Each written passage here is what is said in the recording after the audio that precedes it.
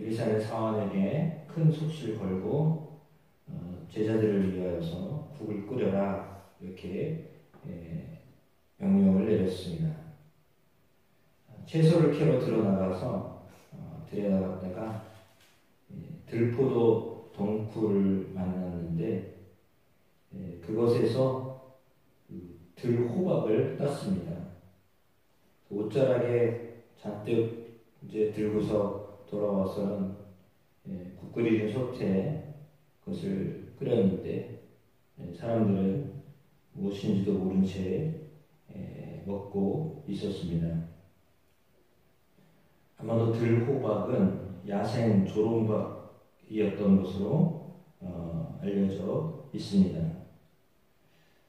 먹을 수 있는 박과 먹을 수 없는 그 야생 박이 있는데 모양이 아마도 비슷해가지고 혼동했던 것으로 보입니다. 이 야생 박은 복동 치료제로 쓰이기는 하지만 일정량 초과하면 해를 입히게 되어 있습니다. 선지자의 제자들이 이 국을 나누어 마셨는데 먹는 순간에 독이 있음을 알아채렸습니다. 40절 말씀인데 죽음의 독이 있나이다 능히 먹지 못한지라 라고 했습니다. 하필이면 국을 끓이자고 해서 국을 끓였는데 먹을 수가 없는 상황이 됐습니다. 그러니까 먹자마자 너무 놀래가지고 이를 어떻게 해야 될지를 모르는데 이때 엘리사가 이르되 가루를 가져와라 그리고 솥에 던졌습니다. 그리고 퍼다가 다시 주었습니다. 그랬더니 독이 사라졌습니다.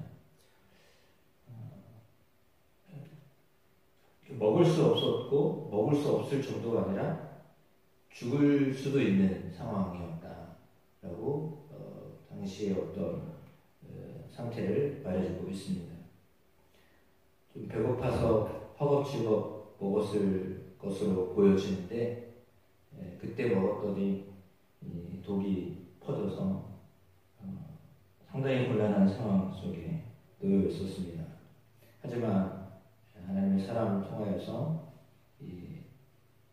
죽을 수 있었던 그들이 그것을 오히려 먹고 힘을 낼 수 있는 국이 되게 하셨다라고 말씀하고 있습니다.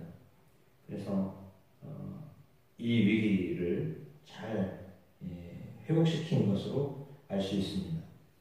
오늘 본문을 보면서 우리가 떠오르는 장면은 맨 처음 여리고에서 물이 써서 먹을 수 없었을 때 그때 소금을 쳤습니다. 그리고 그 물을 마실 수 있게 되었던 사건을 떠올릴 수가 있습니다. 지금은 아마도 밀가루를 넣어가지고 불에 풀게 하는 것으로 보여집니다. 그래서 독소를 사라지게 하였는데 이러한 상황들을 보면 아마도 제자들은 좀 무지하고 실수도 있고 하지만 그것을 해결할 수 있었던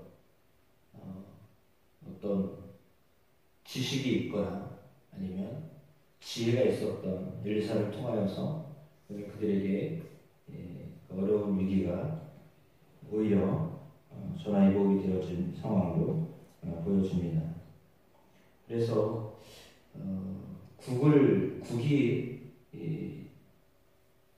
자연스럽게 먹었던 것인데 그 국이 설마 독이 있으리라고는 상상도 못했을 것 같습니다.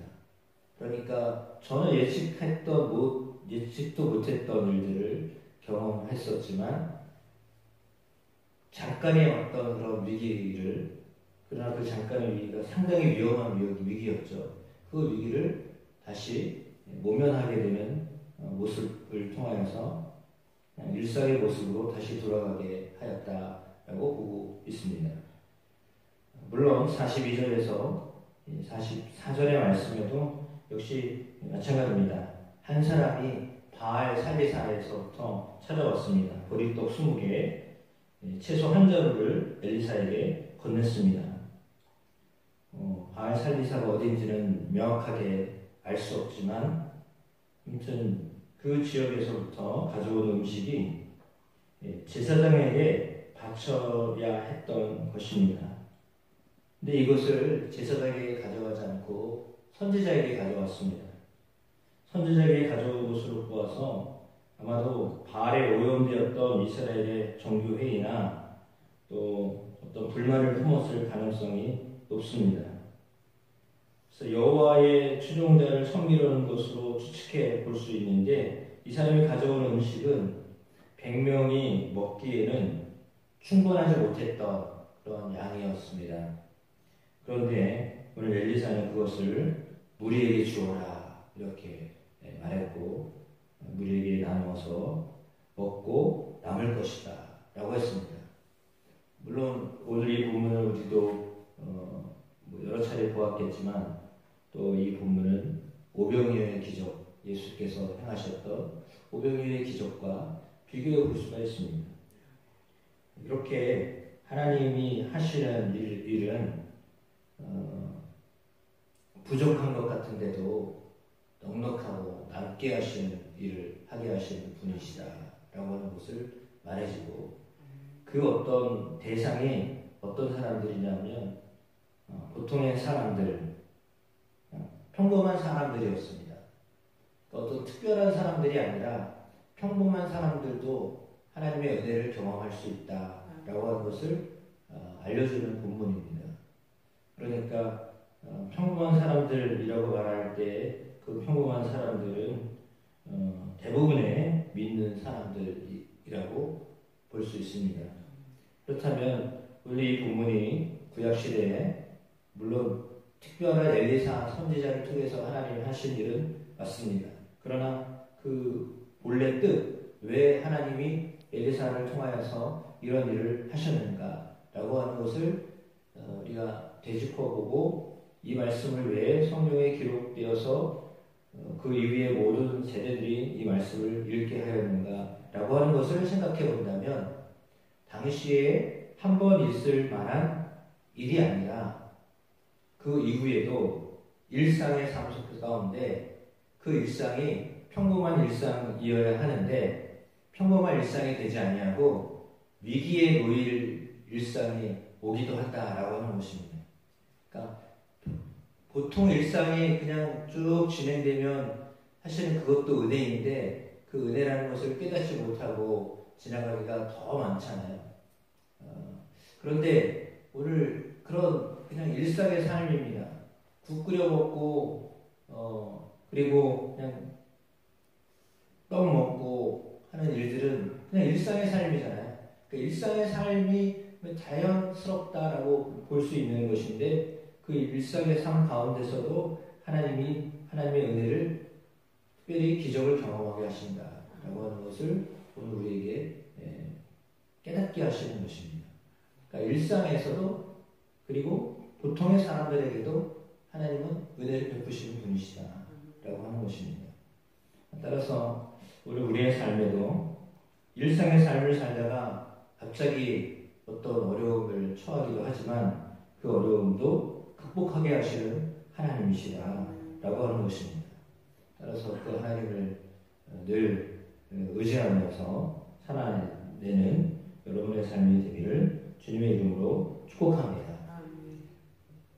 이 먹거리 문제는 사실상 기근이 들어서 먹을 게 없는 상황이었잖아요. 그렇기 때문에 그 누구도 해결할 수 없는 문제였습니다. 그런데 그 누구도 해결할 수 없는 문제를 당연히 일상의 삶인데 그 당연한 일상의 삶도 당연하지 못한 상황 속에 있었을 때 하나님이 엘리사라고 하는 선지자를 통해서 이를 이루게 하셨다라고 하는 것이죠.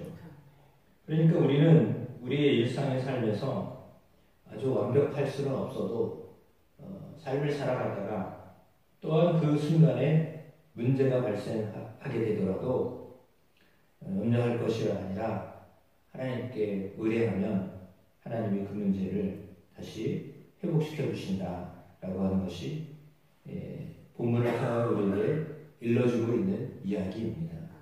그래서 우리 삶에 그냥 보통의 일상 속에서도 생길 수 있는 큰 문제들, 그 큰 문제들 역시 하나님께 맡기며 나아가면 하나님이 이루어 주심을 믿고 또한 그런 것을 경험하며 하나님을 경험하는 기회로 삼을 수 있는 은혜가 여러분 가운데에도 있게 되시기를 주님의 이름으로 축복합니다.